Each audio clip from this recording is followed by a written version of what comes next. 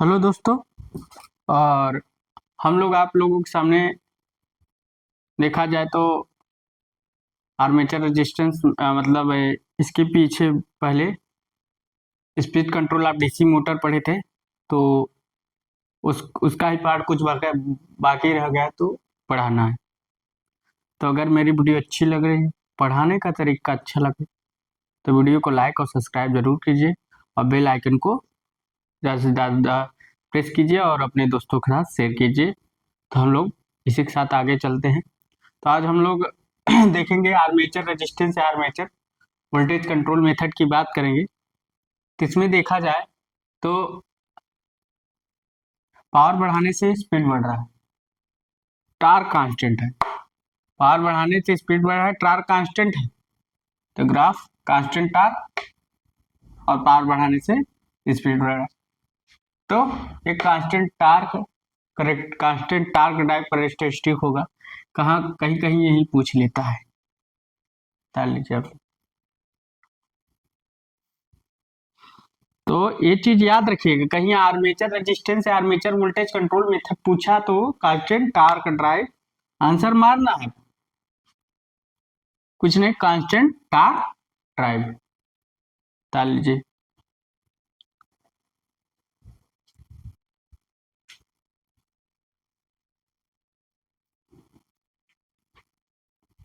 आगे चलते हैं, उतार लीजिए, आप लोग उतार लेंगे। कुछ है नहीं,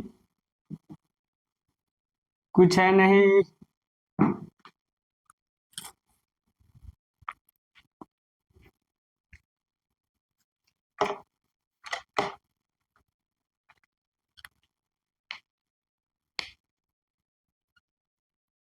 कांस्टेंट टार्क ड्राइव, आगे चलते हैं।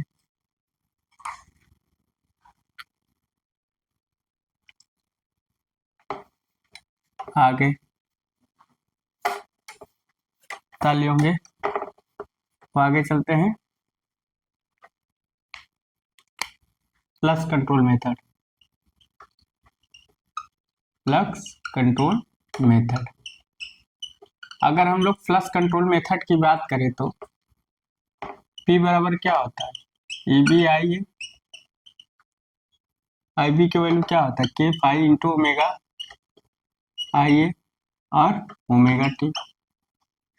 तो फ्लक्स घट रहा है तो स्पीड बढ़ रही है, और P बराबर omega t. Omega equal to क्या होगा, P अपन टी। तो अगर स्पीड बढ़ रहा है तो टार्क घट जाएगा मगर पावर कांस्टेंट रहेगा। तो पावर क्या होगा, कांस्टेंट। पावर क्या होगा, कांस्टेंट। तो अगर इसका ग्राफ खींचे,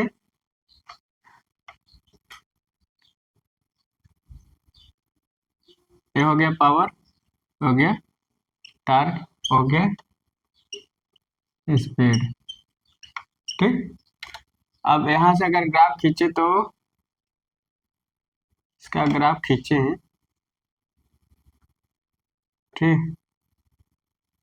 तो यहां से क्या होगा, पावर तो कांस्टेंट है मगर टार्क घट गया, तो यहाँ कांस्टेंट पावर, क्या कांस्टेंट पावर है टार्क, ठीक। तो टार्क उतार लीजिए। कहीं अगर ये मेथड पूछ लिया कि फ्लक्स कंट्रोलिंग मेथड को हम लोग क्या कांस्टेंट पावर ड्राइव के नाम से जानते हैं, किस नाम से, कांस्टेंट पावर ड्राइव के नाम से जानते हैं। पूछता है, किताब उताब खोलिएगा एग्जाम में पूछता है कि कांस्टेंट पावर ड्राइव क्या होता है, कांस्टेंट टार्क ड्राइव क्या होता है। कांस्टेंट पावर ड्राइव एक फ्लक्स कंट्रोलिंग मेथड है, कांस्टेंट टार्क ड्राइव एक आर्मेचर रेजिस्टेंस या आर्मेचर वोल्टेज कंट्रोलिंग मेथड है। डाल लीजिए।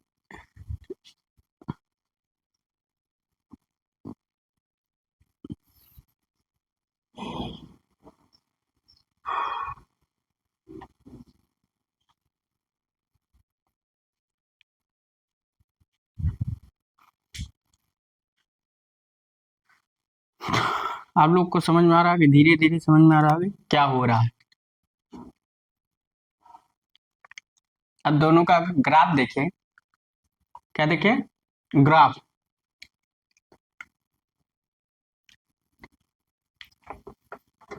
दोनों का अगर हम ग्राफ देखें तो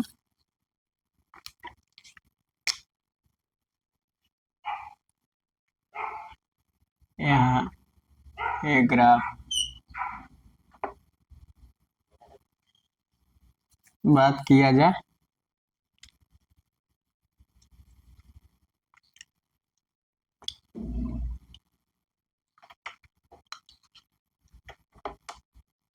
यहाँ अगर एक ग्राफ खींचे,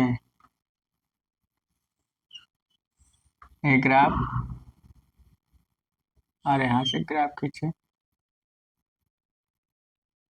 तो ग्राफ, ठीक, ते पावर और टार्क। अरे अब यहाँ क्या है, ये बेस वैल्यू, क्या है, बेस वैल्यू है। अब यहाँ फ्लक्स कंट्रोलिंग मेथड, यहाँ क्या है, फ्लक्स कंट्रोलिंग। अगर फ्लक्स कंट्रोलिंग है तो स्पीड है, ते एवं बेस वैल्यू स्पीड कंट्रोल, एवं बेस स्पीड कंट्रोल, मतलब बेस स्पीड से ऊपर। अरे आर्मेचर रेजिस्टेंस, आर्मेचर रेजिस्टेंस और आर्मेचर वोल्टेज कंट्रोल। अच्छा, voltage control, armature voltage control की बात करें, आर्मेचर वोल्टेज कंट्रोल, तो ये जो है यहाँ अगर 0.0 तो ये आपका बिलो बेस स्पीड, ठीक। एक ग्राफ डाल लीजिए। एक कांस्टेंट पावर ड्राइव, कौन सा, कांस्टेंट, कांस्टेंट पावर ड्राइव है, कांस्टेंट टार्क ड्राइव,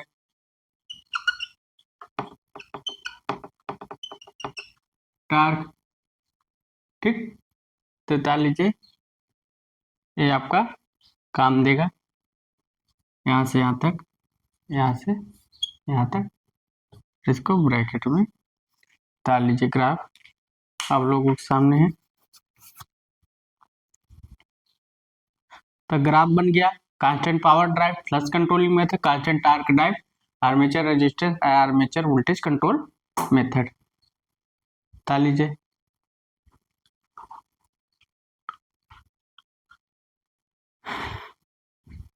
तो कल कुछ आप लोगों के सामने छूटा और रह गया था, जो बताना जरूरी था, जो पूछता है कि फ्लक्स कंट्रोलिंग मेथड तो constant power drive, armature resistance या armature voltage control method constant torque drive.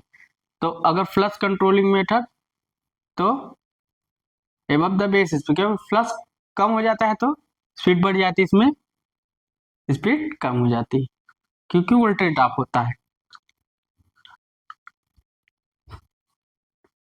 क्या होता है, voltage drop.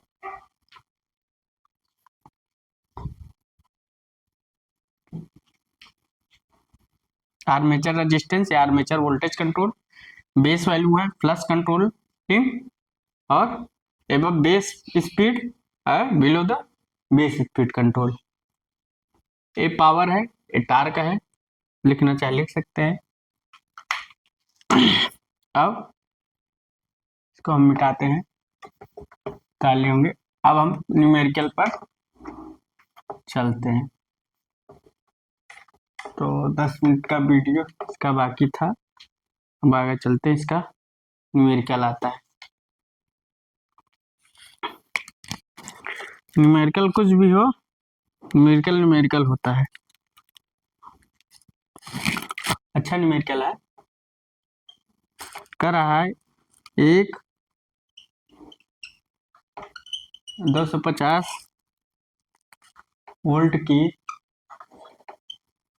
DC machine, 250 volt की DC shunt machine, DC shunt machine.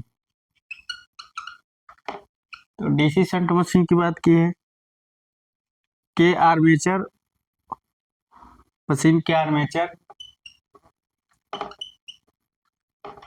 Machine के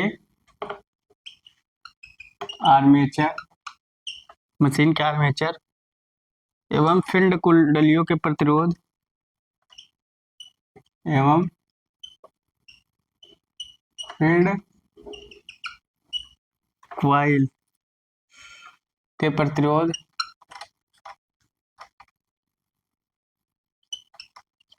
के प्रतिरोध क्रमशः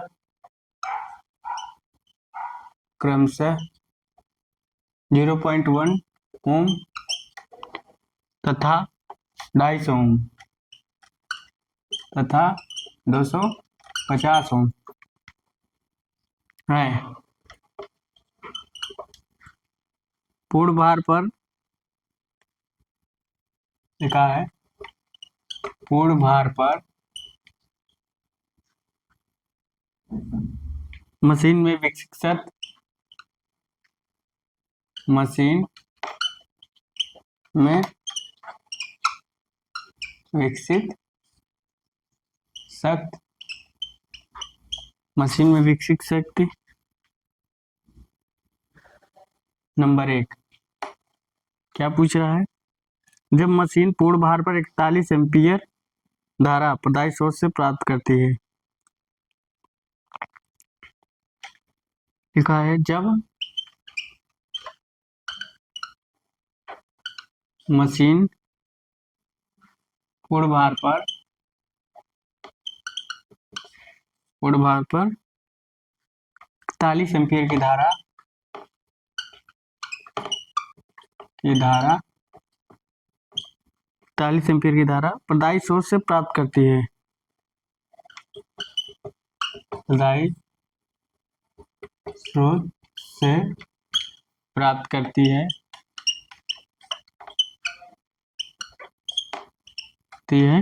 और मशीन मोटर की तरह कार्य करती है। मशीन मोटर की तरह कार्य करती है। ठीक,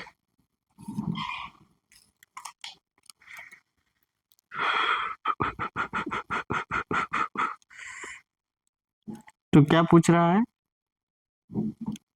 ग्रास पावर। अच्छा, एक फार्मूला आप लोग लिख लीजिएगा लगाने से पहले।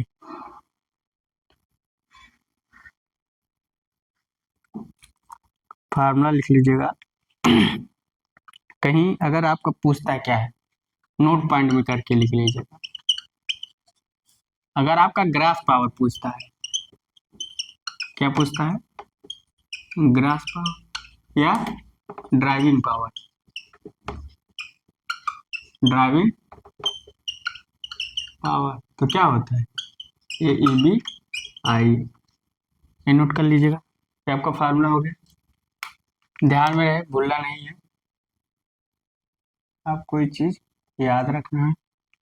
दूसरा बात,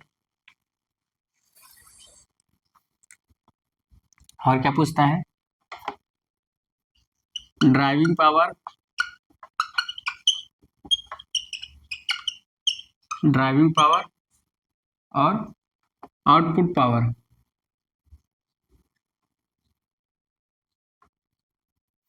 यहाँ आउटपुट पावर अगर पूछे तो output power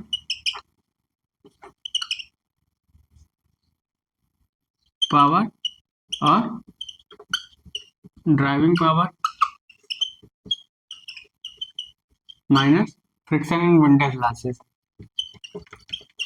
friction and windage loss. ये ग्राफ हो गया, ये फार्मूला हो गया।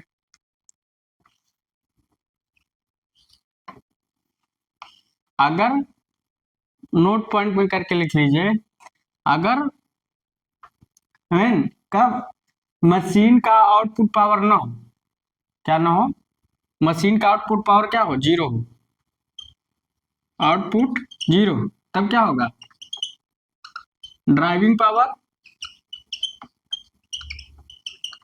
और फ्रिक्शन एंड विंडेज लॉस बराबर होगा। ये चीज याद रखिएगा, friction and windage loss equal तब friction and windage loss equal होगा। बता लीजिए, अगर आउटपुट पावर क्या हो, जीरो, आउटपुट पावर क्या हो, जीरो हो, तो friction and windage loss driving power के बराबर होगा। बता लीजिए आप लोग, कहीं कहीं ऐसा पूछता है तो आप लोग याद रखिएगा, भूलिएगा नहीं, पूछता है, हर जगह पूछता है।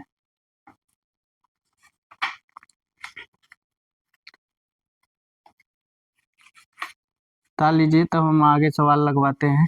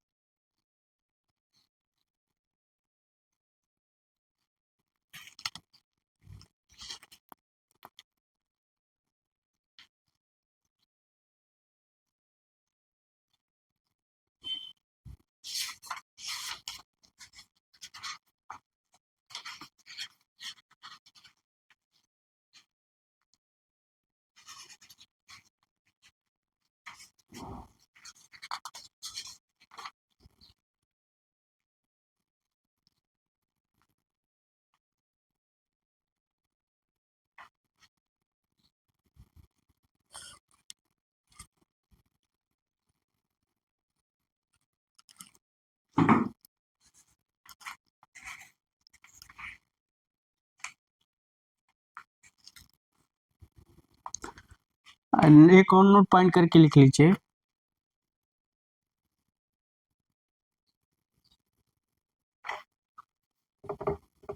एक और अगर कहीं कुछ आता है तो नोट पॉइंट करके लिख लीजिए। फार्मूला में भी पूछेगा कि जैसे आर्मेचर रेजिस्टेंस है, मान लीजिए लैप बाइंडिंग की बात कर रहे हैं, लैप बाइंडिंग, अगर लैप बाइंडिंग केस की बात करें तो क्या पूछे कि मान लीजिए एन पैरेलल पाथ हो, आर्मेचर में एन पैरेलल पाथ, तो N parallel path in armature, armature, ठीक, अगर एन पैरेलल पाथ हो इन आर्मेचर, तो resistance of each parallel path अगर निकालें तो resistance of each parallel path, parallel path निकालें तो क्या होगा, तो इसमें क्या होता है, एन पैरेलल पाथ, तो क्या होगा, ए इक्वल टू पी, मतलब पोल्स की संख्या बराबर होगी। तो एन पैरेलल पाथ है, तो मान लीजिए आर्मेचर का रेजिस्टेंस आर होगा, आर ए इंटू जेड होगा, कंडक्टर होगा, ठीक, और एन, ये फार्मूला हो गया।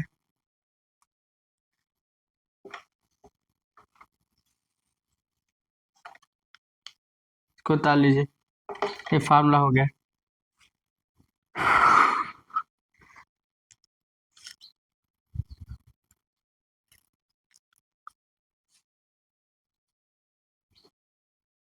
तो यहाँ ये क्या है, नंबर ऑफ पोल्स हैं, इन क्या है पैरेलल पाथ, तो ए बराबर पी, पी क्या है नंबर ऑफ पोल्स है, ठीक, या इसको पी भी लिख सकते हैं, ठीक, कोई दिक्कत है।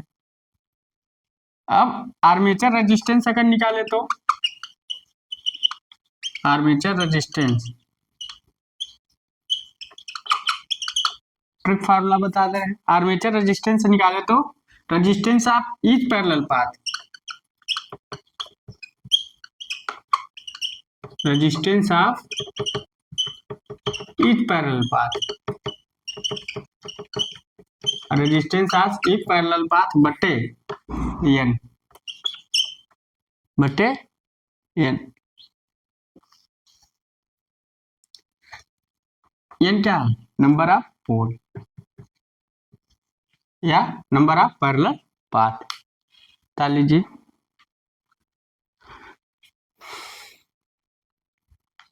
आर्मेचर रेजिस्टेंस अगर निकालने को बोलेगा तो आपको यही फार्मूला लगाना है, बता लीजिए। अगर वेब बाइंडिंग की बात आ जाए, किसकी, वेब बाइंडिंग की, तो यहाँ क्या होगा बता लीजिए। तो हम वेब बाइंडिंग बात कराते हैं।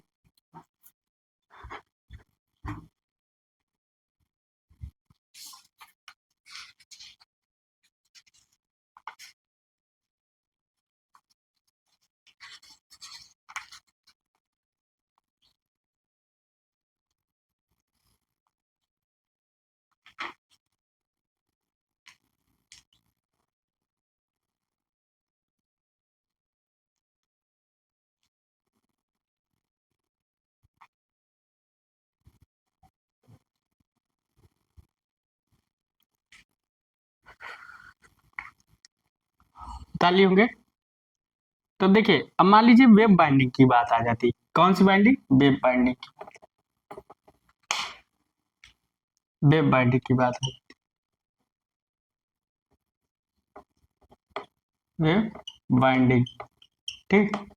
अब वेब बाइंडिंग केस में करें तो ए इक्वल टू 2 होगा, यही एन इक्वल टू 2 माना जाएगा, एन इक्वल टू 2। तो यहाँ क्या रख सकते हैं, 2, यहाँ क्या रखेंगे 2, मतलब एन इक्वल टू 2, ठीक। और यहाँ क्या रखेंगे एन इक्वल टू 2, सब वही उतार लीजिए। अगर ऐसा सवाल आता है तो आप लोग को भूलना नहीं है, आप लोग को फार्मूला पुट कर देना है, आंसर लग जाएगा, उतार लीजिए। तो समझ में आ रहा होगा कि आर्मेचर का अगर रेजिस्टेंस मोटर में ऐसा अगर कहीं न्यूमेरिकल देता है कि N parallel path in armature में हो, तो तब लिखा लेंगे पहले क्या, resistance of each parallel path, R equal to Z, जो होगा कंडक्टर बटे 2, क्योंकि वेब बाइंडिंग है, N equal to 2, N equal to 2, ठीक। तो एन इक्वल टू 2 रखेंगे,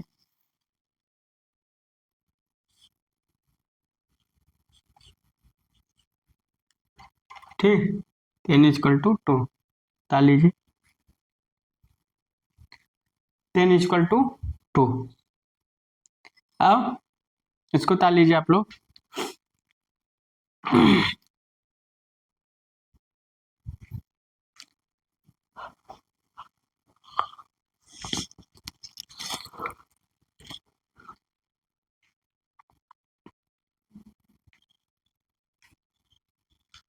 उतार होंगे, सेम वही है, वही चीज रखना है।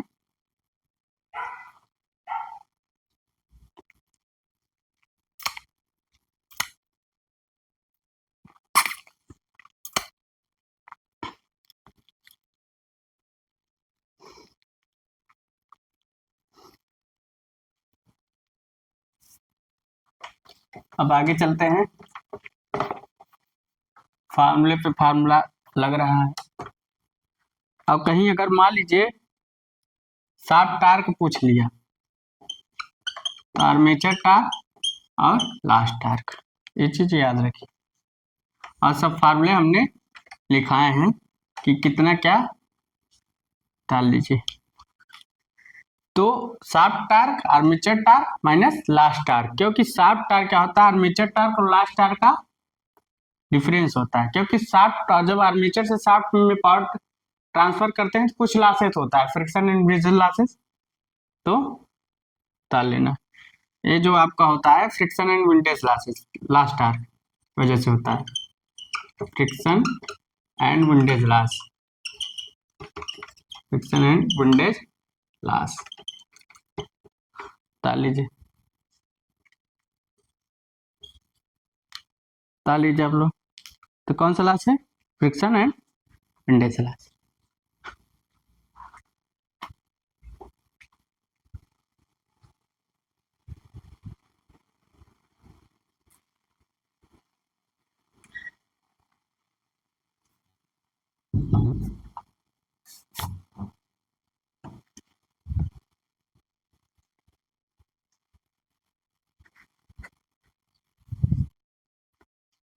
तो आप लोग उतार लिए होंगे, अब आगे चलते हैं, न्यूमेरिकल देखते हैं। अब लग जाएगा, आप लोग को लग रहा है कि लग जाएगा। सारा फार्मूला बता दिया, कोई दिक्कत नहीं होगा, बस जो कर रहा है मोटर में वही डाल लेना। V का मान कितना है, 250 वोल्ट। देखो ड्राइविंग टार्क पूछ रहा है, EBIA का मान पूछ रहा है, P equal to EBIA। EB की वैल्यू हम कहाँ से निकालेंगे, तरीका सिखा रहे हैं, लगाने का तरीका कैसे लगाना है। V माइनस IA IA की वैल्यू निकालना है, V की वैल्यू दिया है, RA की वैल्यू ए है, आर्मेचर रेजिस्टेंस है और फील्ड का रेजिस्टेंस है, और RA की हो गए, IA की वैल्यू निकालें, तो हम ISH की पहली वैल्यू निकाल लें। तो शंट मशीन है, इस शंट मोटर या शंट मशीन, ठीक, ISH V अपान RSH, V का मान कितना है 250 अपान RSH की वैल्यू है 250, ओ 1 एम्पियर आया। अब I इक्वल टू क्या होता है, IL माइनस ISH होता है। IL की वैल्यू रख लीजिए 41 एम्पियर है, ऐसे तो 40 एम्पियर हो गया। अब इसी में रख दीजिए 250 माइनस 40 इंटू RA की वैल्यू 0.1, तो 250 4 तो 246 वोल्ट। अब 246 वोल्ट आ गया, EB की वैल्यू 246 वोल्ट आ गया, तो P का मान कितना हो गया 246 इंटू IA की वैल्यू कितनी है 40, 4 का मल्टीप्लीकेशन करें तो 4 8, इतना है कि क्या पावर, तो वाट ना रहा है 9840 वाट, सही है, आंसर आपका आ गया। उतार लीजिए, कितना आसान से उतार, कितना आसान से लगाए हैं, कोई दिक्कत कोई नहीं, सारा वैल्यू हम आपसे बताए कि सब फार्मूले का खेला है दिमाग, और कुछ है, कुछ नहीं, कुछ नहीं, यहाँ भी कुछ नहीं, कहीं नहीं कुछ, तो फार्मूले का खेला है, सीधा सीधा डाल लीजिए। तो फार्मूले का खेला है, सीधा सीधा फार्मूले का खेला रहता है, ठीक, डाल लीजिए। हमने सारे नोट पॉइंट लिखा दिए हैं, अब सिर्फ न्यूमेरिकल ही चलेगी। 2-3 दिन तक मोटर के। उसके बाद परमानेंट डीसी मोटर चलेगा, उसके बाद ब्रशलेस डीसी मोटर चलेगा, उसके बाद स्टेपर मोटर चलेगा और सर्वो मोटर चलेगा, 2 फेज सर्वो मोटर चलेगा, स्विच रिलेटेड मोटर चलेगा। तो सारे धीरे धीरे आपके करके चले होंगे, उतारे होंगे। तो कितना है? 9840 वाट।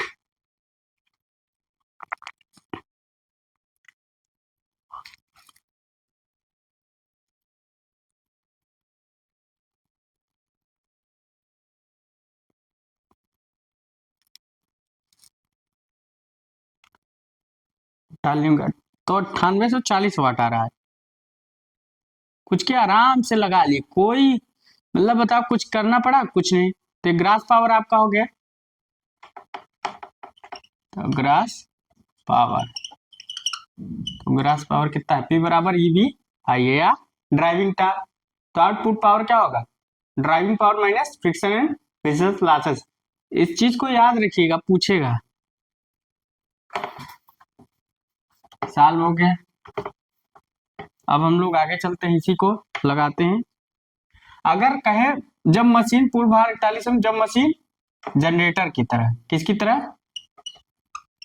जनरेटर की तरह कार्य करती है और धारा लोड को प्रदान करती है। किसको? लोड को प्रदान करती है। ठीक। अब लोड को प्रदान करती है, जनरेटर की तरह कार्य करती है, तो साल सेम वैसे लिखे, सेम वैसे लगेगा, बस प्लस माइनस का।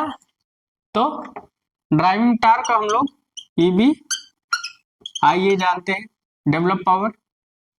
ठीक। तो ग्रास पावर डेवलप पावर एक हुआ ग्रास पावर।